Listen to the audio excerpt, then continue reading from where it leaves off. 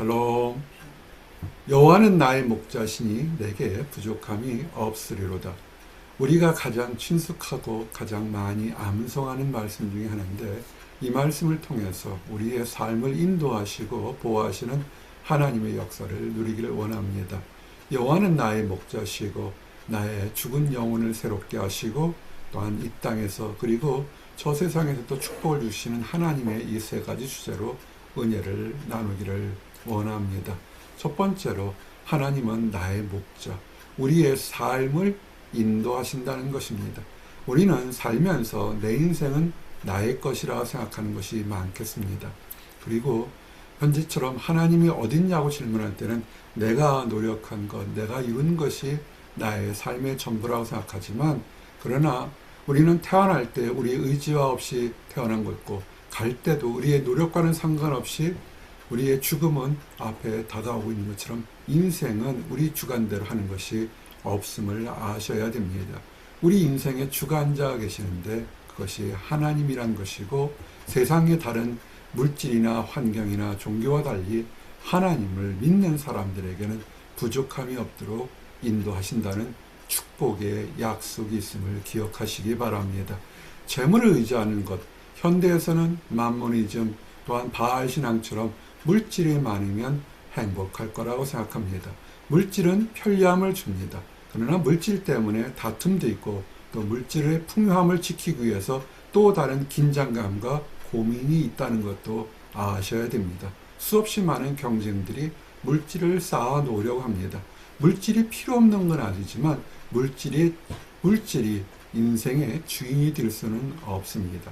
그래서 성경은 내가 어찌 허무한 것에 주목하겠느냐, 정령이 재물은 스스로 날개를 내어 하늘을 나는 독수리처럼 날아가리라. 아멘. 물질은 사람의 편리와 유용성을 위해서 만들어진 거지, 그 재물이 우리의 주인이 될 수 없고, 의지하는 순간 한순간에 덧없이 사라진다는 것을 경계한 말씀인데, 이 말은 진리라고 생각합니다. 물질을 의지하지 마십시오. 그리고 세상 것들은 다 한계적인 것입니다. 오래된 역사라도 수없이 많이 변하고 사라지고 덧없어지는데, 그러나 성경은 세상 것들은 낡은 옷처럼 때가 되면 사라지지만, 천지는 없어지지만 하나님의 말씀은 없어지지 않는다라고 이미 얘기되어 있습니다. 그러므로 우리가 소망을 갖는 것은 잠시 잠깐 후에 사라지는 것이 아니라 영원히 변치 않는 하나님의 말씀에 소망을 두는 것이 지혜롭고 은혜로운 삶인 것입니다. 그것이 올바른 투자가 될 것입니다. 그리고 하나님께 올바른 투자, 하나님을 의지하는 사람들은 하나님이 그 삶을 인도하시겠다고 약속한 겁니다. 나의 노력이 아니라 하나님의 인도하심인데, 하나님은 우리를 양과 같은 존재로 이렇게 표현합니다. 양들은 근시안이어서 앞의 것은 잘 모르지만 먼 것을 알지 못해서 위험을 얘기하지 못하고, 자기 갈 길을 알지 못해서 부하뇌동하는 그런 성격들이 있습니다.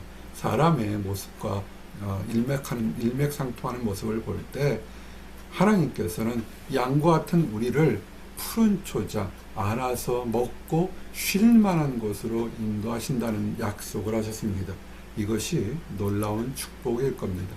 하나님께서 우리의 삶을 그 사람의 예비된 축복에 따라서 이곳저곳으로 옮겨주신다는 것입니다. 이것을 믿는 것이 축복이겠죠. 그런데 좀 전에도 말씀드렸지만, 세상 것들은 잠시 동안은 기쁨을 누릴 수 있겠지만, 그러나 궁극적으로는 그 또한 변화가 되는데, 하나님은 우리 성도들을 하나님의 집에 있는 푸른 감람나무 같다 그랬습니다. 한국 속담에 문전옥답이란 말이 있습니다. 집 앞에 있는 밭은 멀리 있는 밭이나 논보다 관리를 잘할 수밖에 없으니까 소출도 많고 병충해도 적을 수밖에 없습니다. 사람의 눈이 한 번 더 가는 곳에, 손길이 더 가는 곳에 관리를 잘한다, 이런 그 경험에 나온 속담일 것입니다. 근데 하나님은 우리를 집 대문 밖에 있는 나무가 아니라 집 안에 있는, 하나님의 집 안에 있는 가치 있는 감람나무, 열매로도 뗄감으로 제목으로도 모든 것일 수 있는 그런 유용한 가치로 우리를 바라보신다는 것입니다. 왜 우리를 바라볼까요? 그것은 하나님의 인자하심 때문에, 우리를 무한정 사랑하시는 하나님의 인자하심 때문에 우리를 하나님의 집에 들여놓는다는 것입니다. 그래서 이제 하나님은 말씀합니다. 재물을 의지하는 것, 세상을 의지하는 것은 세상이 망할 때 함께 망하지만, 하나님을 의지하는 사람은 하나님께서 물을 주고 지켜주고 보호하기 때문에 때에 따라서 번성할 것이다. 그것이 하나님의 약속이고 축복인 것입니다. 우리가 노력한 것이 아니라 하나님의 축복이요 약속이니 하나님을 바라보시는 것이 은혜로울 것입니다. 더욱더 놀라운 축복은 겉모습, 외향의 모습만이 아니라 상한 영혼까지도 새롭게 하신다, 이렇게 되어 있습니다. 내 영혼을 소생시키시고, 사람은 영과 혼과 육으로 되어 있어서 겉이 잘 된다고 마음이 편한 것은 아닙니다. 외모양이 멋들어진다고 때로는 속도 편할지는 모르겠지만 겉과 속은 다른 것입니다. 내면 세계가 평안하고 형언할 때 겉의 모습이 빈약하고 연약해도 행복을 느끼는 많은 사람들이 있습니다. 근데 심중에 죄책감이나 패배감이나 우월감이 있으면 아무리 잘 먹고 잘 자도 그 심중의 삶이 어려울 때가 참으로 많습니다. 그래서 성경은 이렇게 되어 있습니다. 하나님을 믿는 사람들이 주신 축복이 하나님께서 영혼을 소성시키신다, 새롭게 만든다는 것입니다. 썩어 빠지고 문드러졌던 심령을 새롭게 하는 것인데, 이유는 뭐냐면 우리가 잘나고 우리가 똑똑해서가 아니라 하나님의 의로움을 위해서 하나님의 자비하심으로 우리를 올바르게 인도해서 속사람을 인도한다는 것입니다. 하나님은 의로운 신분이기 때문에 불의한 사람과는 어울릴 수가 없고 불의한 것을 용납할 수가 없습니다. 하나님과 교제하고 하나님의 축복을 받으려는 조건은 의로워야 되기 때문에 하나님께서 우리의 불의를 제거하신다는 것입니다. 하나님께서 우리의 불의를 제거하는 방법 중으로 하나님의 말씀을 우리에게 주셨다는 것입니다. 말씀을 쓰고 읽고 묵상하고 경배할 때 하나님의 말씀은 능력이 있어서 그것을 받고 소망하는 사람들의 영혼을 새롭게 소성시키는 것입니다. 세상의 지식은 잠시 동안 편리함을 줄 수 있지만 새롭게 하지는 못합니다. 그러나 하나님의 말씀은 그것이 때로는 입에는 쓴 약 같지만 마음속에 뱃속에 들어가서는 심령에 새로운 소망을 주는 것을 우리는 알 수 있습니다. 그러므로 하나님을 믿으시고 하나님의 말씀을 따르게 되면 하나님 안에서 놀라운 축복이 유혹과 범죄와 실패에서 우리가 피할 수 있다는 것입니다. 알아야 피할 수 있죠. 예를 들어서 우리가 쓰는 붉은 레드라이트, 붉은 신호등 같으면 멈추라는 것이고, 초록색, 푸른색, 초록색이죠. 초록색 신호등 같으면 가도 된다. 이렇게 우리는 알고서 자동차를 모읍니다. 만약에 이것을 알지 못한다고 그냥 간다면 어쩐 때는 통과할 수 있지만 반드시 사거리나 다른 곳에서 익힐 수밖에 없을 것입니다. 알아야 인생에서 언제 가야 되고 언제 멈춰야 되는 것을 알아야 일어날 사고를 예방하는 것입니다. 율법이나 말씀을 준 것은 우리를 책망하거나 우리에게 무거운 짐을 주려는 것이 아니라 하나님 안에서 자유함과 거룩함과 그 다음에 죄 속에 빠졌을 때 우리를 건지시기 위한 하나님의 자비라는 것을 아셔야 됩니다. 이것을 알게 되면 낙심과 절망 가운데도 두려워할 필요가 없습니다. 문이 하나 닫히면 다음 축복의 문이 하나님은 예비하고 계신 것입니다. 그래서 다윗은 그가 다 죽게 됐을 때도 그의 고백처럼 내가 사망의 음침한 골짜기를 다닐지라도 해를 두려워하지 않을 것은, 내가 지금 다 죽게 되고 실제로 감정적인 것이 아니라 물리적으로도 다 죽게 되어도 내가 두려워하지 않을 것은 하나님께서 나를 건져주실 것이고, 건져주시지 않는다 할지라도 내 영혼은 하나님께 속함으로 영혼까지는 건드리지 못하는 세상을 두려워할 것이 없다. 그러므로 하나님이 나를 지켜주시고 하나님의 교훈과 하나님의 보호하심이 내가 있으니 내가 소망을 가지고 평안을 누린다. 이렇게 고백하고 있는 것입니다. 그러므로 낙심될 때, 위기의 순간에 범죄할 때 하나님 말씀을 기억하셔야 됩니다. 그리고 또한 승리할 때, 또한 기쁨이 넘칠 때도 하나님 말씀을 기억하셔야 됩니다. 우리가 교만에 빠지지 않도록 우리에게 나침판이 될 것이고, 우리가 범죄했을 때도 다시 올바른 길을 찾는 참된 빛이 되기 때문에 그렇습니다. 그리고 중요한 것은 세상은 유리할 때는 좋은 친구나 좋은 환경들이 우리들에게 함께하는 사람들, 함께하는 기회들이 참으로 많습니다. 그래서 우쭐해집니다. 그러나 조금이라도 실패하거나 어려워지게 되면 가까운 사람도 또한 좋은 환경도 멀어질 때가 참으로 많습니다. 그래서 실패가 되게 되면 기존의 실패란 자체보다 더 상실감이 커서 더욱더 많은 두려움과 어려움을 겪고 있습니다. 그런데 우리가 하나 위로가 되는 것은 세상의 모든 것이 떠나간다 할지라도 하나님을 바라보는 사람에겐 하나님은 결코 떠나가지 않는다는 것입니다.